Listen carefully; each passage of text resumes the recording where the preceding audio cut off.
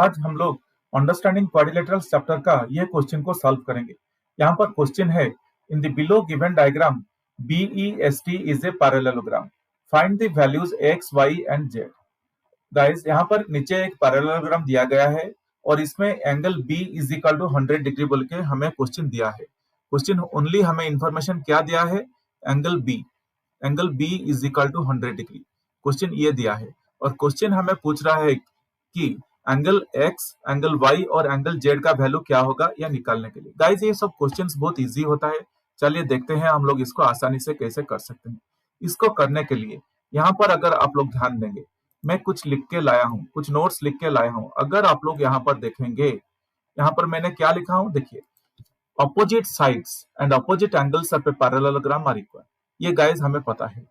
और ये केस में here angle Y and angle Z are the angles of the same straight line. We call them linear pairs. We know that the total angle of a straight line is 180 degree. Therefore, angle Y plus angle Z is equal to 180 degree. Guys, चलिए इसको समझते हैं पहले।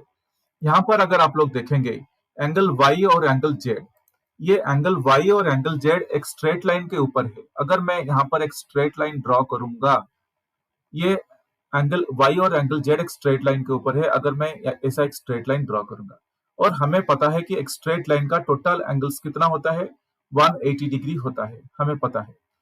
अब मैं यहाँ पर एक एंगल अगर निकालूंगा, यहाँ पे अगर इसको भी मैं नाम दे दूंगा, Z दे दूंगा और Y दे दूंगा, तो मैं इसको कैसे लिख सकता हूँ, इसको मैं लिख सकता हूँ एंगल Y, इसको मैं लिख सकता हूँ angle Y plus angle Z is equal to 180 degree. क्योंकि total angle of straight line 180 degree है, तो मैं एक स्ट्रेट लाइन का टोटल एंगल को दो भाग में डिवाइड कर लिया, 2 पार्ट्स में मैं डिवाइड कर दिया, तो इसलिए मुझे मिल जाएगा angle Y plus angle Z total angle 180 degree है। गाइस, होप ये आप लोगों को समझ में आ गया होगा। बस ये जानने के बाद चलिए हम लोग अभी इसको करने के लिए आगे बढ़ते हैं। अगर आप लोग यहाँ पर देखेंगे, यहाँ पर अगर आप लोग देखेंगे एंगल B 100 डिग्री है, तो एंगल B और अपोजिट एंगल क्या है, X है, तो एंगल B को भी मैं एंगल B को भी एंगल X बोल के भी बुला सकता हूँ, एंगल B को भी X बोल के बुला सकता हूँ। क्योंकि पैरेललोग्राम का नोट्स के हिसाब से पैरेललोग्राम का रूल क्या है, opposite sides and opposite angles are equal. अगर अपोजिट एंगल X है तो ये जो B वाला एंगल भी X होगा। ठीक वैसे ही अगर एंगल E अगर Z है तो एंगल T भी Z होगा। जस्ट इसको हम लोग जान चुके हैं। तो चलिए हम लोग अब क्या करते हैं, हमें क्वेश्चन क्या दिया है, एंगल B दिया है।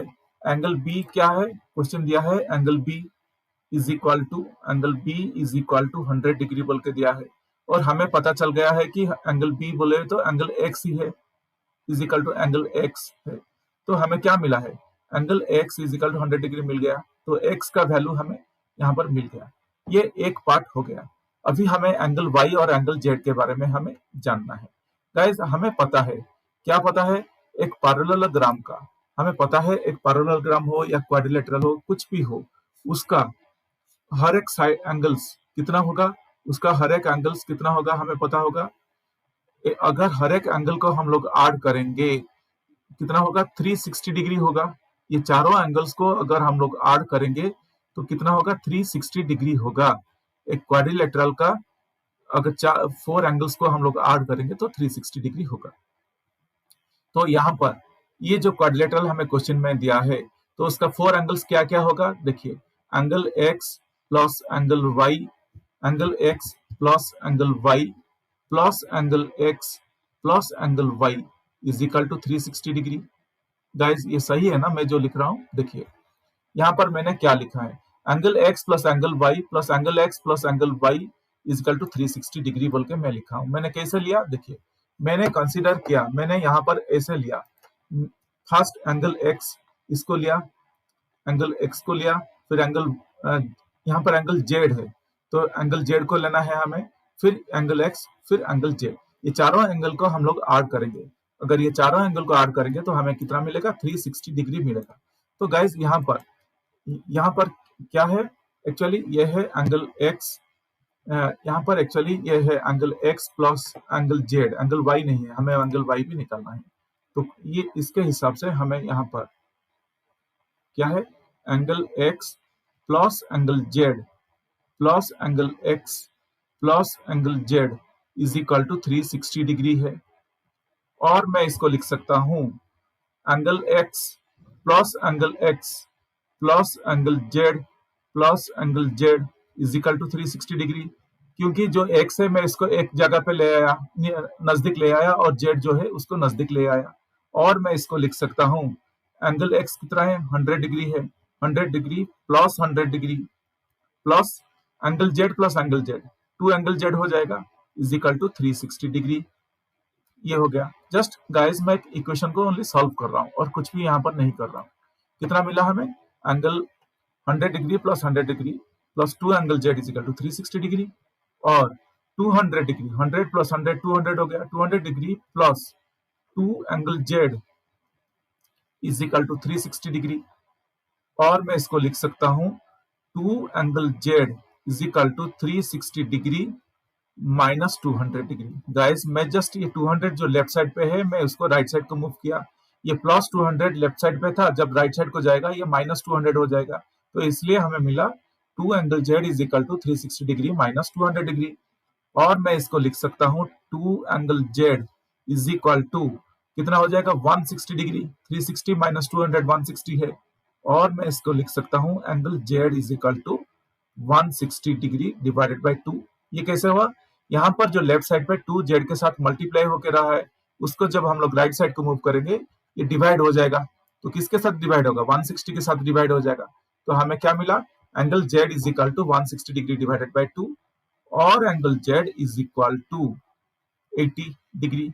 चलिए हम लोग सारे के सारे वैल्यूज हम लोग निकाल दिए। देखिए एंगल z का वैल्यू निकाल दिए, अभी एंगल y का वैल्यू निकालेंगे। तो एंगल y का वैल्यू हम लोग कैसे निकालेंगे, देखिए हम लोग यहाँ पर अगर आप लोग देखेंगे तो हम लोग यहाँ पर एक इक्वेशन भी तैयार किए थे। कौन सा equation, angle y plus angle z is equal to 180 degree किए थे। एंगल z के बारे में हमें पता चल गया है, तो मैं यहाँ पर लिख सकता हूँ और angle z is equal to 180 degree minus angle y लिख सकता हूँ, और angle z is equal to 180 degree. हमें एंगल y निकालना है गाइस, एंगल z नहीं, क्योंकि एंगल z का वैल्यू हम लोग निकाल चुके हैं। तो मैं यहाँ पर लिख सकता हूँ, क्या लिख सकता हूँ, देखिए और angle y is equal to 180 degree minus angle z, और मैं यहाँ पर लिख सकता हूँ angle y is equal to 180 degree minus 80 degree, और angle y is equal to y is equal to 100 degree. तो मैं यहाँ पर क्या लिख सकता हूँ, angle y is equal to 100 degree. चलिए ये सारे के सारे हम लोग का हो गया, एंगल x निकाल दिए थे, एंगल y भी निकाल दिए और एंगल z भी निकाल दिए। ये इसी तरह से हम लोग ये क्वेश्चन का आंसर को सॉल्व कर दिए। होप गाइज ये आप लोगों को समझ में आ गया होगा, ये बहुत इजी है।